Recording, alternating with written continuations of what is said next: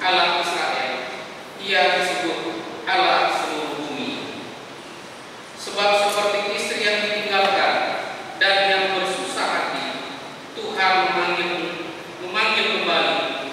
Masakan istri dari masa muda akan tetap ditolak, firman Allah. Hanya sesaat lamanya aku meninggalkan engkau, tetapi karena kasih sayang yang besar, aku mengambil engkau kembali.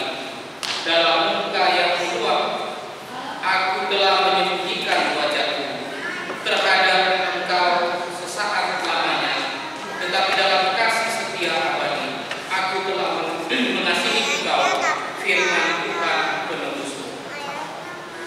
Keadaan ini bagiku seperti pada zamanmu, seperti aku telah bersumpah kepadanya bahwa air bah tidak akan meliputi bumi lagi. Demikianlah aku telah bersumpah bahwa aku tidak akan murka terhadap engkau dan tidak akan menghendik engkau lagi. Sebab biarpun gunung-gunung beranjak dan bukit-bukit bergoyang, tetapi kasih setiaku tidak akan beranjak daripadamu, dan perjanjian damaiku tidak akan bergoyang, firman Tuhan yang mengasihi engkau. Yesus berkata, yang berbahagia ialah mereka yang mendengarkan firman Allah dan yang memeliharanya.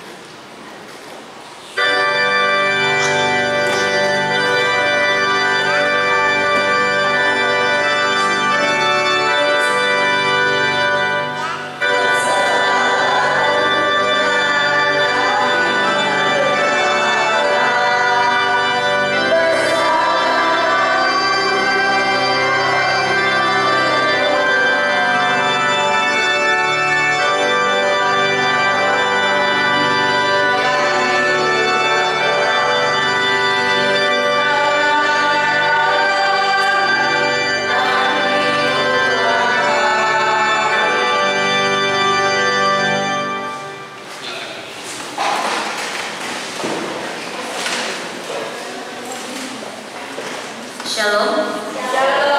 Selamat hari Minggu. Sebelumnya saya akan memperkenalkan diri kembali, karena ada pepatah yang mengatakan tak kenal maka tak sayang. Nama saya Audrey Purnama Pangayu, biasa dipanggil Butet karena nampaknya Audrey sulit untuk dilafalkan. Saya di sini sebagai mahasiswa praktik, tapi kalau Bapak Ibu Saudara-saudari berkenan untuk ikut mendoakan, mungkin 3-5 tahun mendatang saya berdiri lagi di sini sebagai pelayan Tuhan. Amin. Karena banyak yang terpanggil, sedikit yang terpilih. Himbauan sedikit, mungkin jangan saya sebagai butet yang biasa acuh dan tidak acuh pada sekitar, agar dan semoga firman yang hendak saya sampaikan dapat masuk ke dalam hati dan pikiran dan menjadi berkat bagi kita semua. Ya, jika ada kritik dan saran untuk firman pelayanan hari ini, saya terbuka dan menerima segala masukan. Semoga nggak kecepatan dan juga nggak kelamaan. Kan biasanya requestan kalau ada mahasiswa jangan lama ya, bosan. Ya, Bapak Ibu Saudara-saudari yang dikasihi dan diberkati dalam Tuhan, sejujurnya ketika membaca ayat ini, saya juga merasa agak heran dengan apa yang tertulis di dalamnya. Tetapi mari kita bersama-sama untuk mencoba lihat dan kita kulik.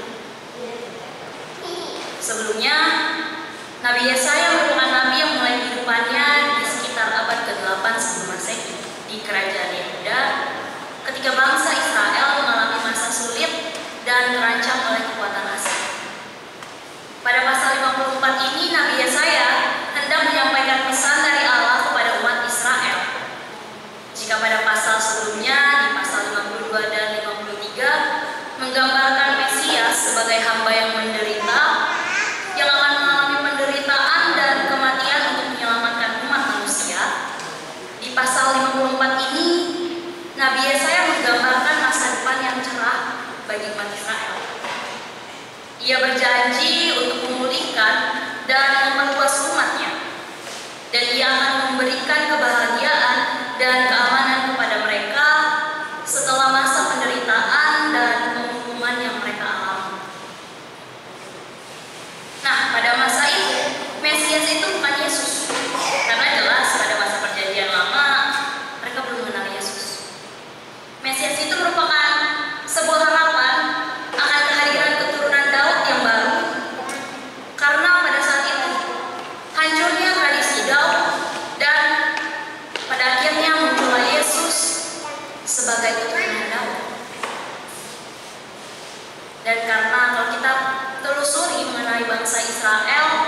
pada zaman perjanjian lama beberapa kali mengalami kehancuran, pembuangan, juga lain sebagainya.